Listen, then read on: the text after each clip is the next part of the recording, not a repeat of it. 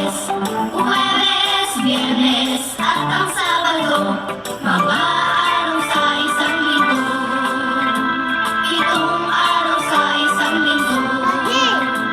Kumilang tayo ng pito.